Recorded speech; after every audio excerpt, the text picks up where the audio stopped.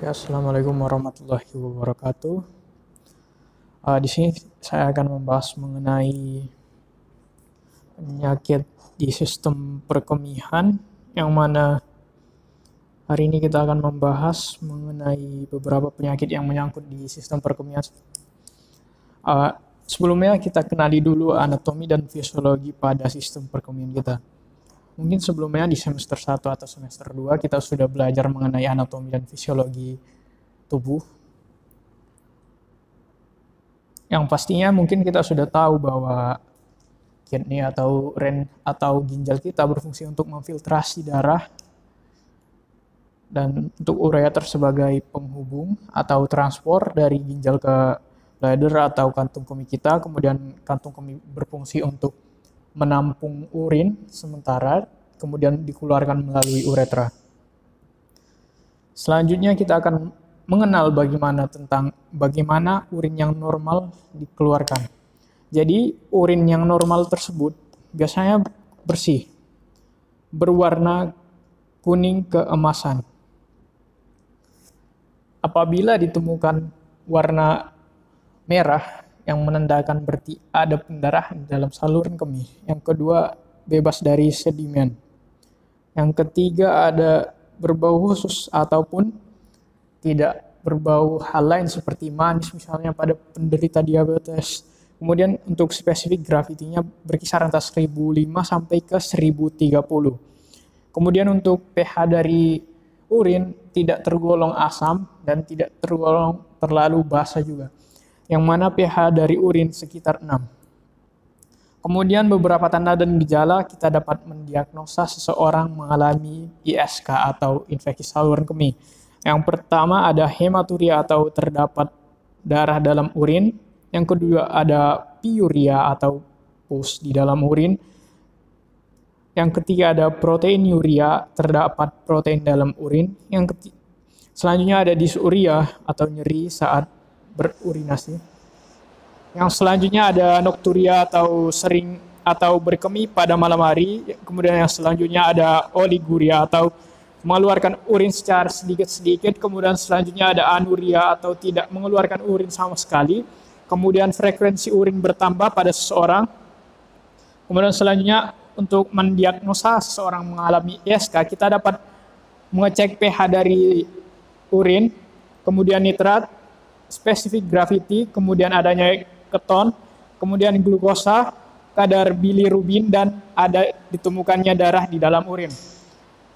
Dapat kita tes dengan cara kultur urin, kemudian tes darah pada urin, kemudian bisa juga dengan menggunakan X-ray. Selanjutnya pendiagnosaan bisa menggunakan EVP, citosgram, citoskopi, dan biopsi serta kateterisasi. Selanjutnya ada citoskopi, kita dapat melihat gambarnya bahwa nantinya dapat dimasukkan melalui uretra ke saluran kemih kita. Kemudian untuk pembagian dari UTI atau infeksi saluran kemih bisa saja terdapat pada uretra, kantung kemih, dan renalis atau ginjal kita. Jadi untuk yang terdapat pada ginjal serta ureter tersebut dapat dikatakan sebagai pyelonephritis. Kemudian untuk yang bladder kita sebut dengan cystitis. Kemudian untuk yang ureter sendiri disebut dengan uretritis apabila terjadi inflamasi. Satu lagi, untuk yang pada laki-laki yang terdapat prostat kita namakan dengan prostatitis. Beberapa penyebab dari UTI tersebut biasanya disebabkan oleh virus, meskipun orang-orang yang mengalami penyakit imunodefisiensi mungkin dapat terserang melalui bakteri. Orang-orang yang mengalami imunodefisiensi mungkin bisa dapat terserang melalui virus ataupun jamur. Sekitar 80% dari UTI tersebut dapat disebabkan oleh bakteri Escherichia coli, meskipun ada bakteri-bakteri lain seperti Pseudomonas dan Enterokoki.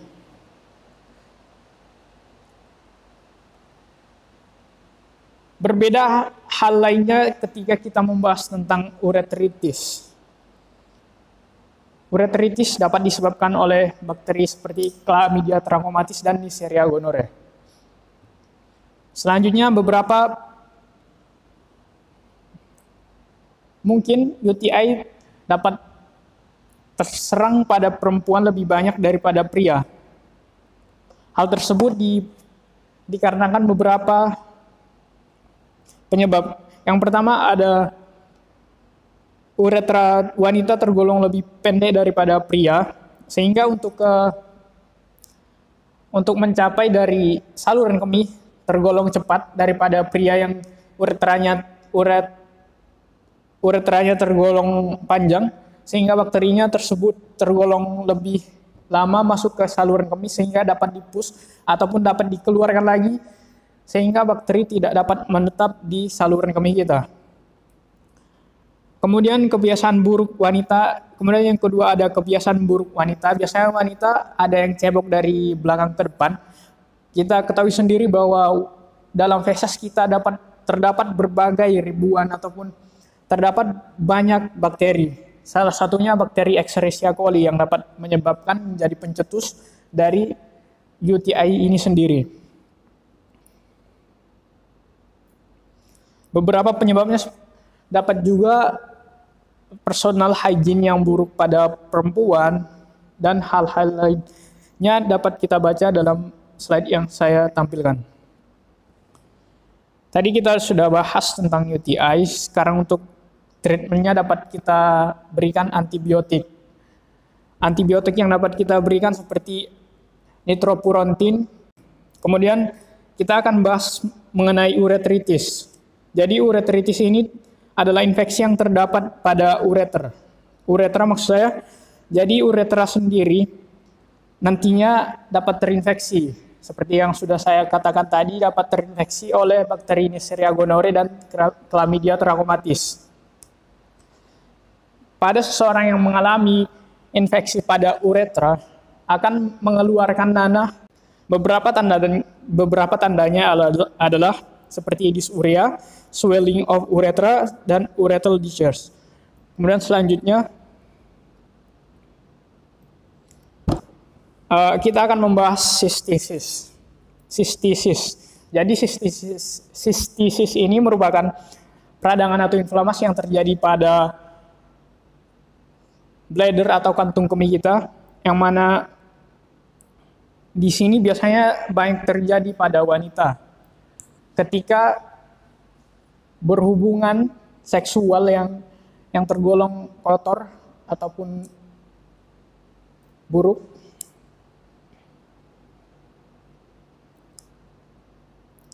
Selanjutnya ada pielitis.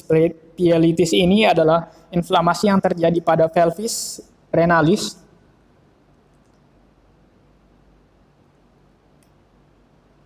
Kemudian selanjutnya ada pyelonefritis, yang mana pyelonefritis ini adalah infeksi yang terjadi pada renalis. Sebelumnya untuk yang pielitis lebih khusus pada pelvis, sedangkan untuk yang pyelonefritis ini lebih umum, yaitu di ginjal dan di ureter kita. Beberapa tandanya seperti nyeri flank pain atau nyeri pada panggul sebelah belakang, kemudian ada hematuria atau mengeluarkan darah, kemudian ditandai juga dengan demam. Mungkin demamnya bisa berkisar antara 37,5 ke atas. Mungkin yang lain seperti sistisis dan pyelonefritis ini mungkin pada semua infeksi mengalami peningkatan suhu tubuh. Kemudian untuk yang selanjutnya ada inflamasi ini terjadi pada glomerulus. Hal ini mungkin lebih khusus pada ginjal. Dia merupakan non-suppuratif.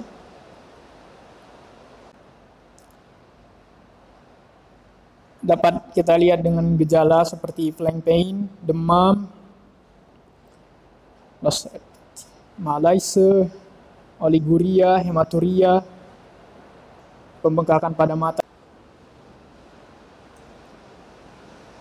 Berikut beberapa tanda dan gejala dapat kita lihat glomerulonefritis.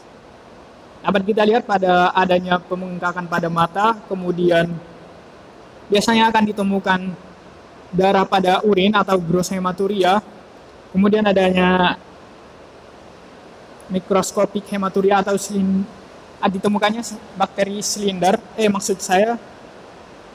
ditemukannya protein silinder dalam urin pasien. Kemudian ditandai juga dengan hipertensi,